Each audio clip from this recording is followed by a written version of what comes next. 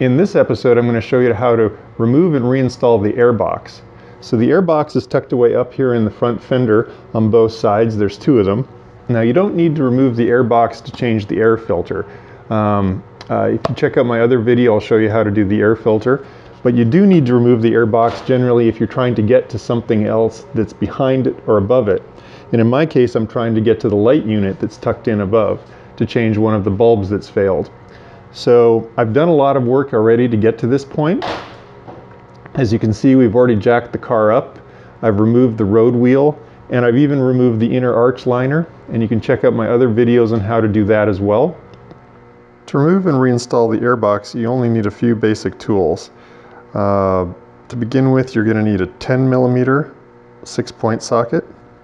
You're going to need an 8mm 6-point socket.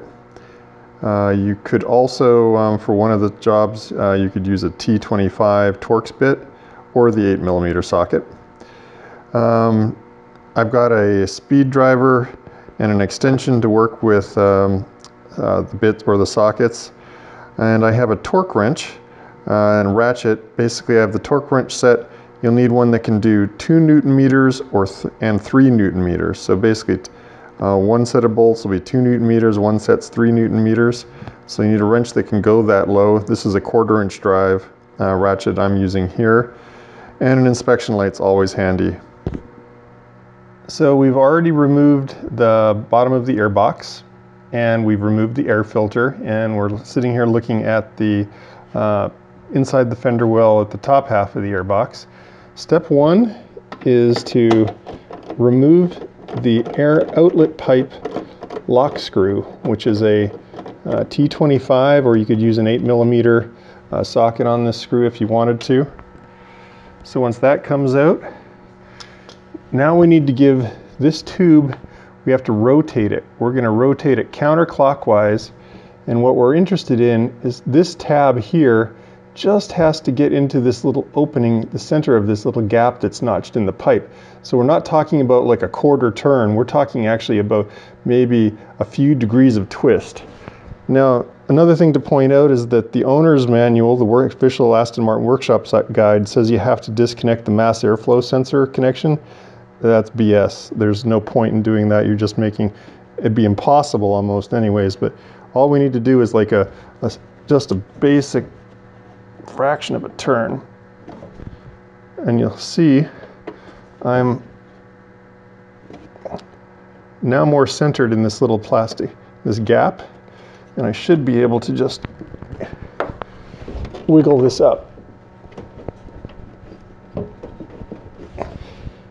There, so now I've got a gap. You can see I'm actually now, this ridge is below, above the tab, and I've moved up here. So the box will be able to drop away. Another thing I've learned is that this side indicator light bulb is really going to be in the way when I'm trying to wiggle the box loose. So I'm going to give it a counterclockwise twist,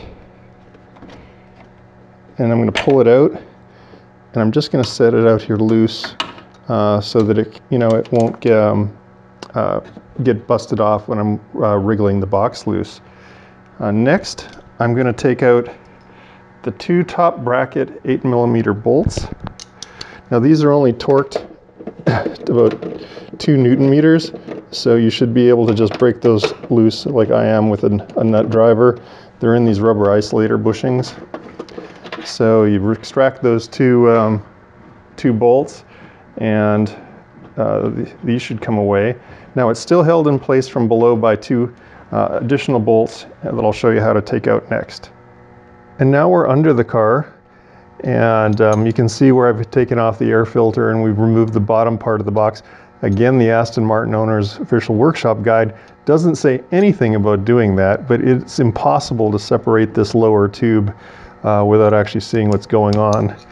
So I'm going to remove the back mounting bolt now. I'm going to leave just this front one to be the last one. And this is just a 10mm. It's only torqued to 2 Newton meters, so it's really easy to get out. And out it comes.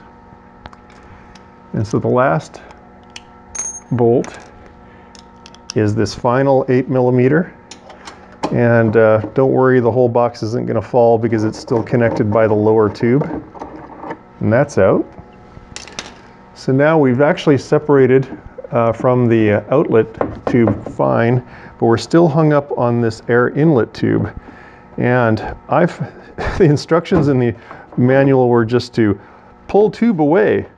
No way, you actually have to pull the box off the tube. And the first time I did it, I've done it once to practice, I had to use a little extra bit of leverage to get in with a screwdriver blade to get the initial movement because there was so much crud built up. But once that's done, all you have to do now is just finesse. You just have to get enough clearance past this bottom tube. So I'm pulling the tube back a little bit, and there we go. And just carefully lower the box out. And there you have it. So now you have pretty good access. Obviously you got access to the bottom of the air outlet tube, and we can finally see the bottom of the light assembly. Now that we have the airbox removed, you can check out my other video on how to reinstall it. As always, I have an article about this and loads of other cool stuff on my website, www.aston1936.com.